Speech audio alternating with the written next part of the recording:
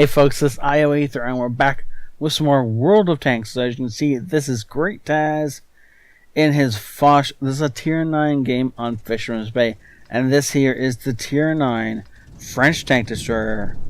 Now with an autocannon. However, it should be noted that this replay is from last patch. So no autocannon, or no autoloader. That's the one. Not autocannon. That's something completely different. Anyways. In the current patch it has an autoloader, and this one it doesn't. So keep that in mind as we go through the clip. It might look a bit different than the way that it plays now. This is when Taz was grinding as hard as he could to get to his Foch 155, or AMX. Yeah, Foch 155. So that he could get the free Foch 50B when it came out, which is the same thing I did actually. I didn't have this go of a game, but so we're gonna see how this goes. Well, I'm talking about Taz. It should be noted that he is a has a great YouTube channel that everybody needs to check out. The link will be in the description below. I'll also see if I can put in a nice, cool little thing on screen right about now, so that you guys can just click on that and go over to his YouTube channel, take a look at his stuff, and then come back and watch the rest of the video. And of course, if you want to support this channel and his channel, if you could hit the like button on both channels, that would be awesome, and I would take that as a personal favor. Nice shot into the Leo as we get into this game, and I hope I've talked about everything I wanted to talk about, because apparently the action starts fast and furious as two shots go into that Leo and we take him out of the game. Well, we allow him to be taken out of the game. Panther 88 looks like he wants a spot of action. Thankfully, Arleo is up there behind that rock. Oh, it is not up there to hold off the enemy advance. He's up there to spot for us. Oh, really? He's blind firing where he knows there are enemies in position. Now we'll have to wait till the end of the game to figure out if he hit those, or if they suddenly appear with a lot less health. We might know he hit them. Now it should be noted, we just lost both of our scout tanks really quite early on into this game. They still have their T-71. They only have, and the Bulldog as well. So without something changing, we're gonna have problems. Nice shot into up through the drive wheel of the T-95, damaging it. Anytime you can damage a T-95, it's a good day. And the second shot goes in as well. This is standard ammo, by the way, with just 257 millimeters penetration. He's actually going in through the lower plate of that T-95 with at least 2 shells. That is awesome. His already has his fire for effect. Considering the fact that we didn't see any other shells go that way, I think his blind fire penned, and then he killed it with the last blind fire. So I think he got like 1,600 damage into a T-95 from the front. 2 of those shots being blind. That T-95 must be on fire with so much hatred. Somehow the Leo has run all the way back to us. I guess he got pushed on by the Panther 88. Instead of staying and fighting, he just ran. He's gonna have troubles now though. With the Panther as close as he is, we're not gonna be able to spot anything coming for him until it's way too late. So Leo's gonna have to poke out from time to time and try and get us some lights so that we can protect him. But that's going to be difficult. I feel like there's the need to speed the video up a little bit, because until we see the next target, we're just going to be sitting here, and this is oddly not all that much fun right now. Unfortunately, our team is losing as we wait for that to happen. Couldn't see him until he charged, but now that he charged, we know exactly where he is. Unfortunately, we get ourselves lit up in the process of, well, hitting him, and if he wants to just peek around the corner, it'd be great. I don't... If you just roll up to the... Oh, no, apparently we can see him. I'm gonna guess that's the IKV behind us that can actually see him. As something tried to fire... the J... Was it the J Panther tried to fire into our observation device? I don't know. Apparently that didn't register that it hit us. Cool. Pantheon 88. Okay, so he knows the T-25 /2 just died pulling this maneuver. So what does he do? He pulls the same maneuver! Because this is obviously going to work. He now has himself tracked side on to a Foch. His friends, his allies, are putting in ineffective fire until the STRV finally pens us. But this whole backing straight up thing is silly because it doesn't put any solid cover between you. If he had if he'd angled and backed up this way, then he would have been pretty quickly behind this cover, and that would have done it would have made him unimpenetrable, obviously, because he would have been behind solid cover. The difference between this and this is he takes 400 damage doing it this way. But he also needs to get back up there because these two guys are going to be pushing in soon. Their enemy team has the advantage right now. They need to press that. The enemy team needs to press that. So, oops, sorry, I'm free camera. I didn't mean to be. But I think I am actually going to stay in free camera so we can tell what's going on in the rest of the field. Ooh, unfortunately, we lose. Is now a 3-on-7. That's bad. If we lose many more folks without taking down we gotta take down at least 3 to every death if we want to win this thing.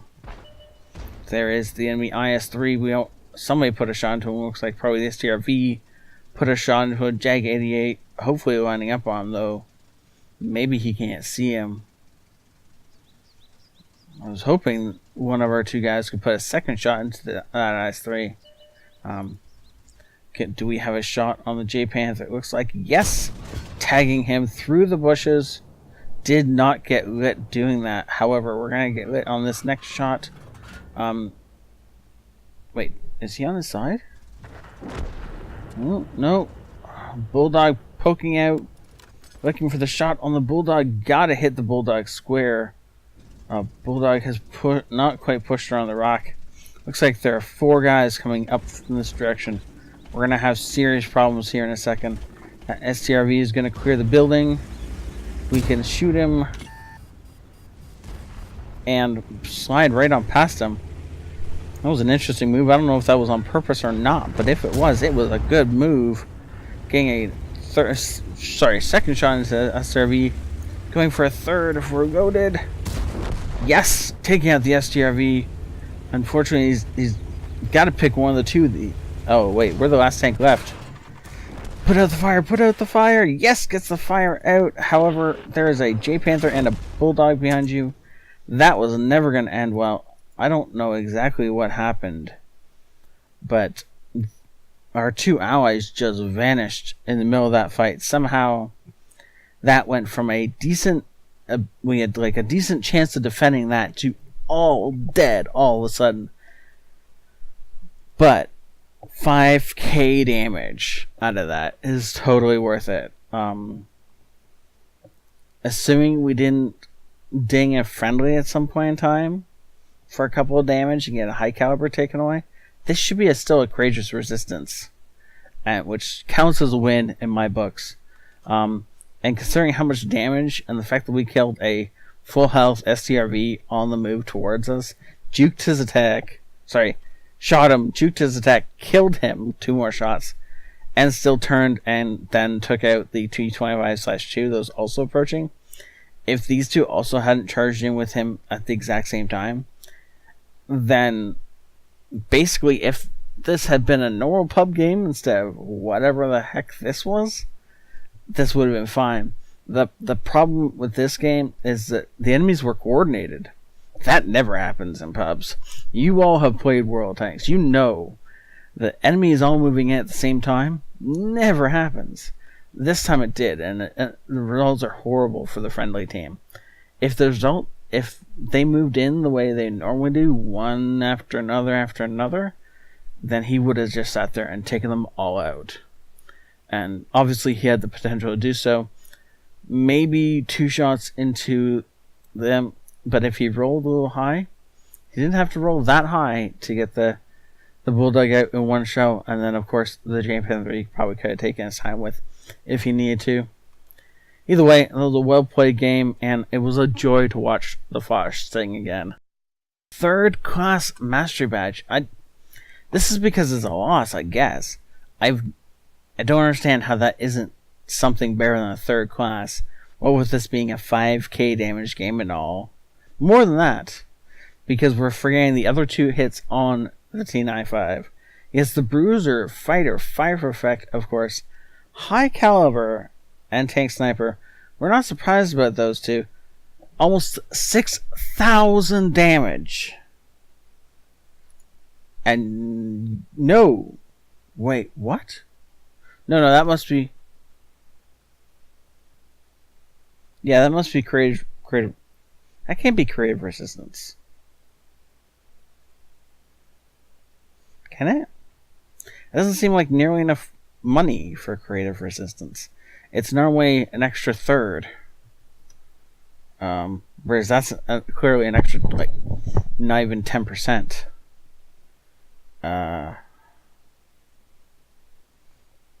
Whereas down on the experience side, you can tell that that's about right for creative resistance. Personal reserve bonus, okay, that's cool. But I don't get this. This doesn't feel right for creative resistance. But he did get the High Caliber and Tank Sniper, so these guaranteed did get creative resistance. It just for some reason doesn't show up, which is very, very strange. I don't understand what happened. If someone from Wargaming, by the way, is watching this and can tell me what is going on and how this much damage and this much of a carry doesn't result in more than 600 experience, I would very much like to know. This is so strange. I don't get it. I was expecting a lot more experience than that for 6,000 damage done. Even on a loss. Huh. Okay, well, whatever. Unfortunately, I can't do anything to change it. I can, however, and I will, however, send Taz 3 days of premium as my personal way of saying I'm sorry these results are not more favorable, because this game deserves something.